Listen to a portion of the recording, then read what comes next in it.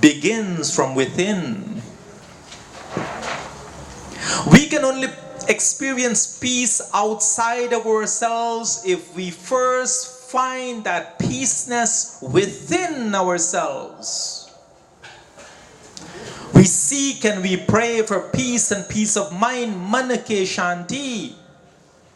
How can we achieve this peace? Our Vedic philosophy teaches us how. Our Bhagavad Gita teaches us how. Vihaya kamanya sarvan pumam charati nispriha nirmamo nirahankara sa shantim adhigacchati. This shloka teaches us about two key ways to find peace. It says that Vihaya, after giving up, come on, all material desires for sense gratification. It doesn't say not to enjoy, but give up that desire and that greed and that drive just to do that. A person who does this lives a nispriha, a desireless life, meaning that he or she who have controls over his or her desires live a life without ownership of anything. Nirmamaha. We know that this is temporary. Things are temporary. We don't get attached to them to the point where that determines our happiness and our peace of mind. The person who lives without bending to the nirahankaraha, the false ego, this person, adhigacchati, attains shantim, perfect peace. So the first point is about conquering, controlling the desires.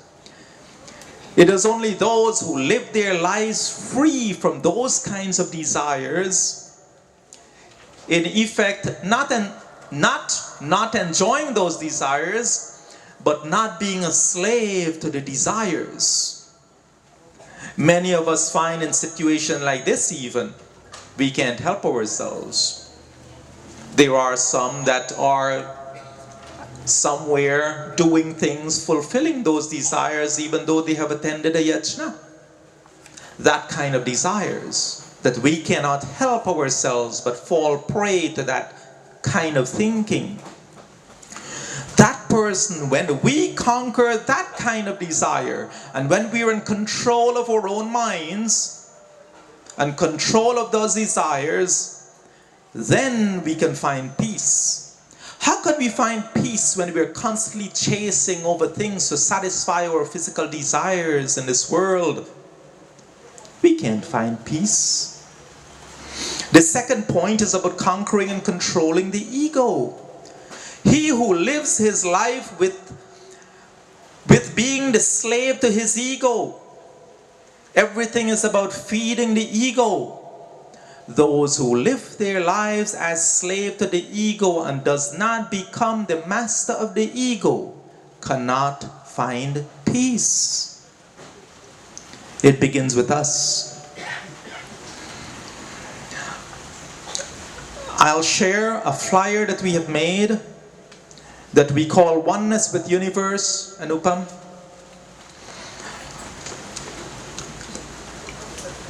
And that will be a part of our Pravachan today.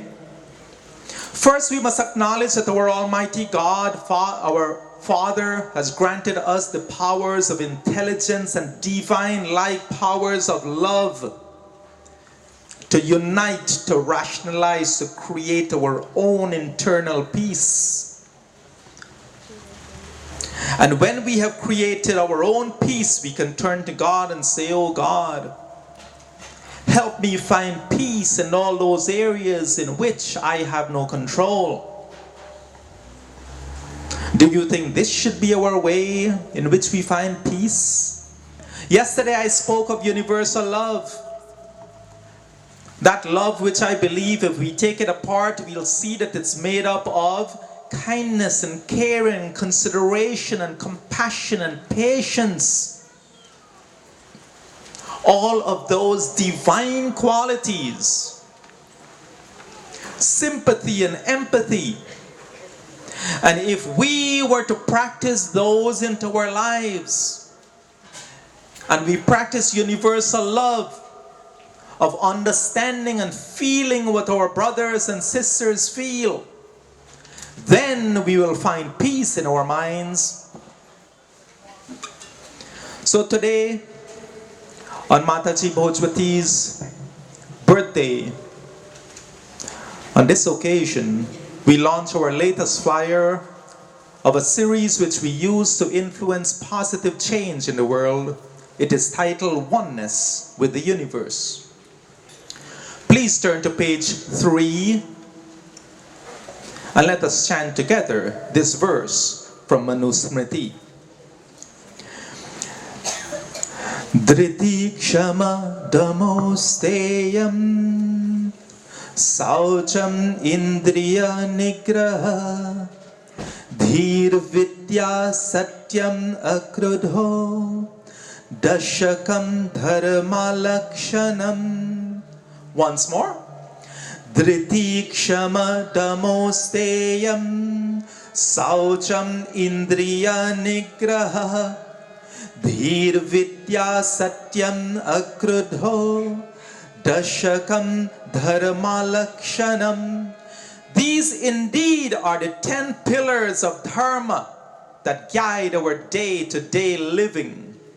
My fellow souls, if we were to practice these 10 things, we can indeed find peace of mind. Because that's universal love I speak of. Those 10 things are a part of that universal love.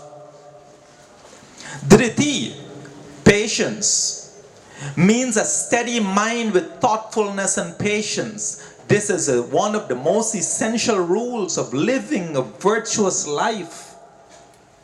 Regardless of what religion or philosophy you follow, it is the foundation of any belief. Without patience, we can practice tolerance, we can practice much other in our lives. First, we need patience.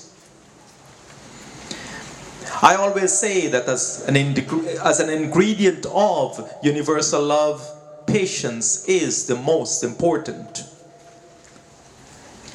Imagine that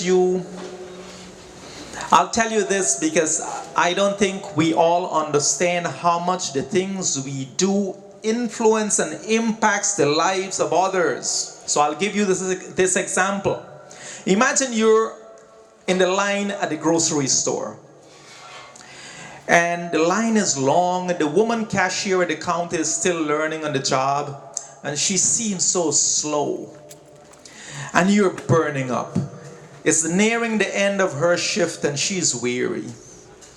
You're tired of waiting, and you're getting very impatient. You get to the checkout counter, and you're so angry and red in the face at this point in time. You insult her for being slow and wasting your precious time.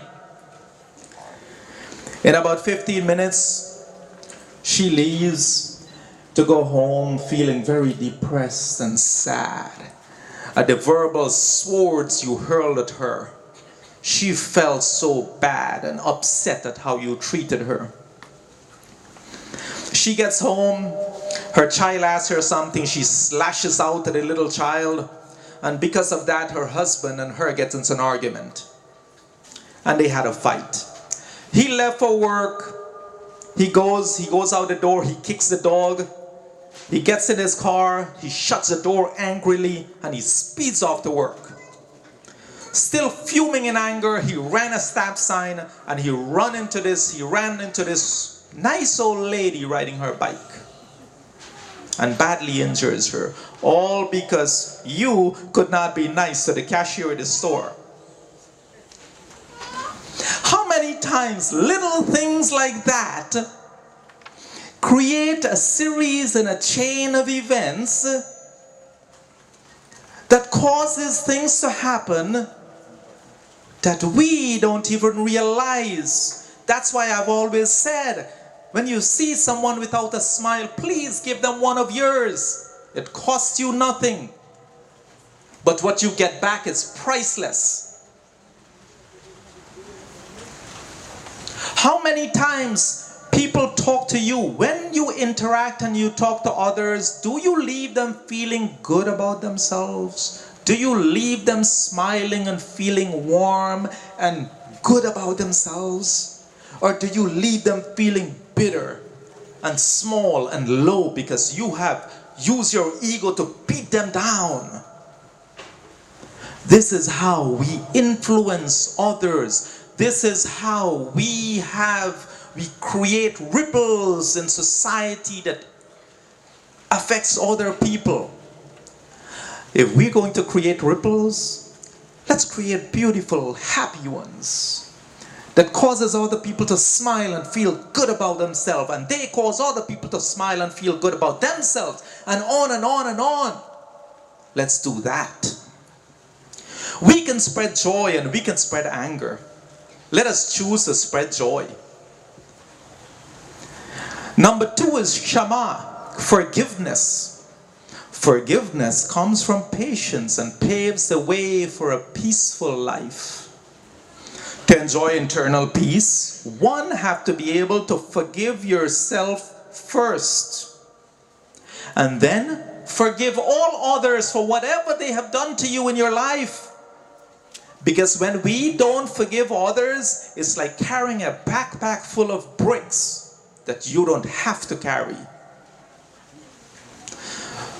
When you leave, I hope that you think about somebody that you are having some hard feeling about in your heart, and tomorrow you call them and say, how are you doing? I forgive you. It's all good. We're family. Peace be with you. This is essential to practice universal love, because if we cannot forgive, there's no room in your heart for love. If we cannot forgive, first, make room in your heart for love by forgiving others for whatever they have done to you in your life. Forgiveness comes natural to the human mind. A child is born and forgives easily. Imagine you're at the park watching your 2 or 3-year-old child playing. He's playing with another child, and minutes later he comes to you and complains, "Oh, mommy, he hit me." And he's crying. And you and the other mommy started fighting about whose child is wrong. 5 minutes later, the children have made up, and you and that woman don't talk to each other for the rest of your lives. This is how easy children, the human mind, forgives. But children watch us and they learn from us how not to forgive. We've all seen things like that happen. So, let's get back to the inner child, the child of God within us. And let's look and say, okay, as of now, I'll find forgiveness in my heart for all of those who have done me wrong. Let us teach others how to forgive by being forgiving. Dhamma, mind or mental peace or self-control. When there is control of the senses, recognition and communication with God becomes easier. There's no coincidence that every culture on the planet, in some way, shape, or form, they practice fasting or some kind of ritual that teaches them discipline of mind. Because this teaches self-control. Indriya Nigraha, control of the sensory and action organs. These senses of hearing and seeing and touching and tasting and smelling. The action organs are those for eating and speaking and performing tasks and moving and walking and running and procreating and all of those. When we control these, that leads to another level of control. How many times we found ourselves in terrible trouble and heartache because we could not control our eating habits or our drinking habits and things like that.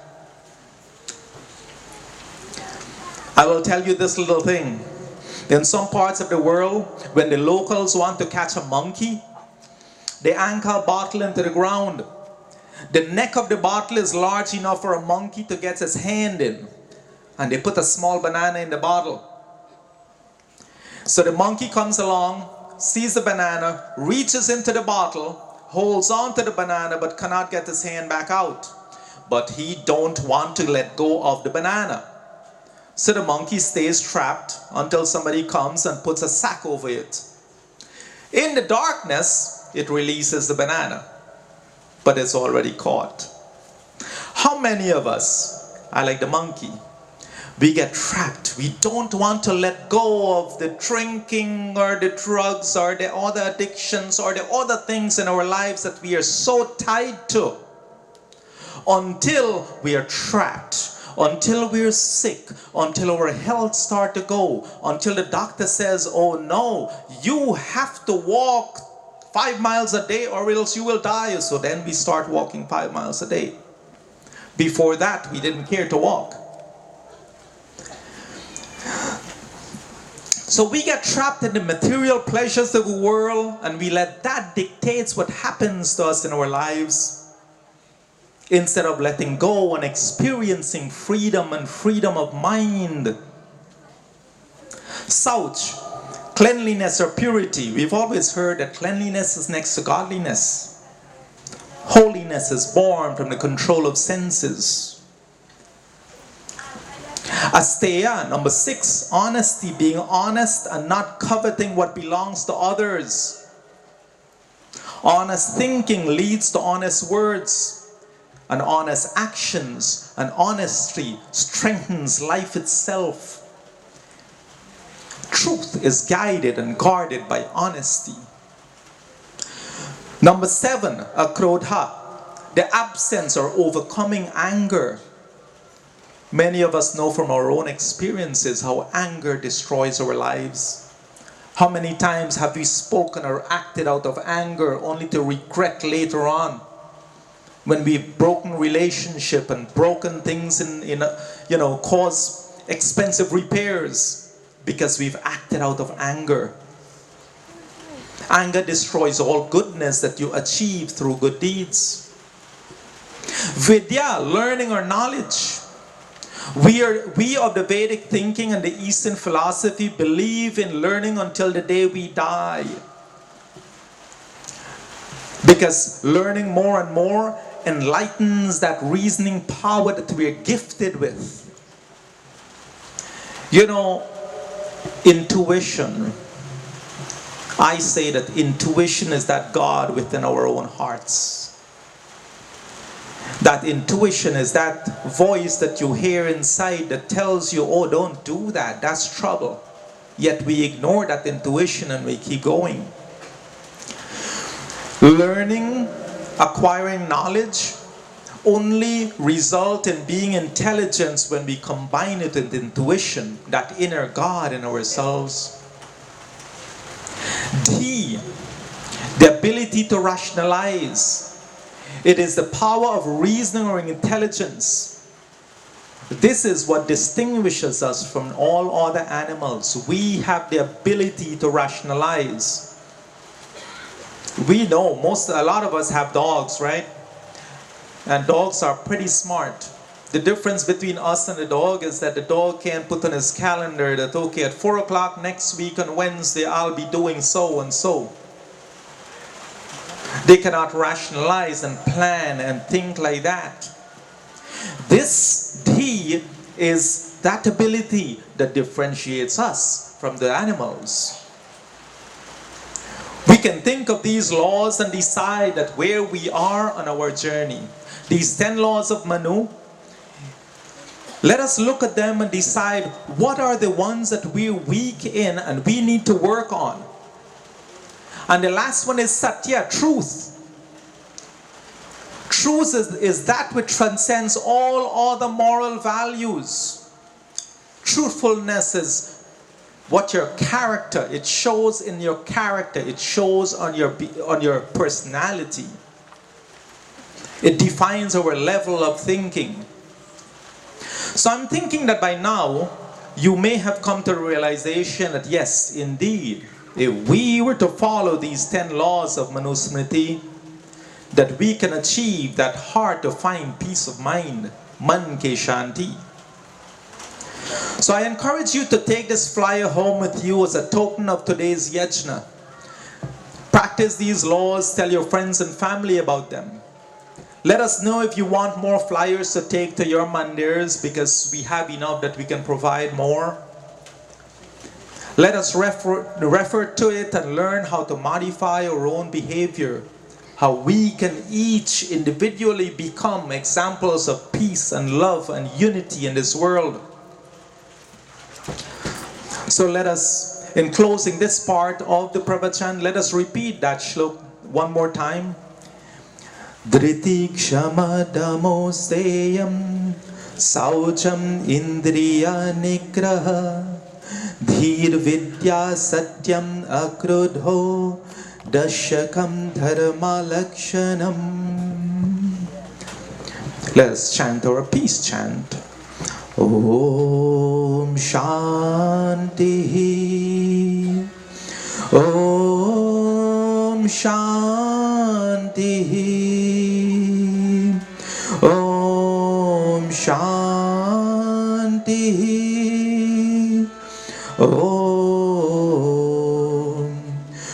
Om Shanti, Om Shanti, Om Shanti, Om Shanti, Om Shanti, Om Shanti, Om Shanti, Om Shanti, Om Shanti, Om. We'll now take a break in our Pravachan and revel in a few beautiful devotional bhajans and other contributions.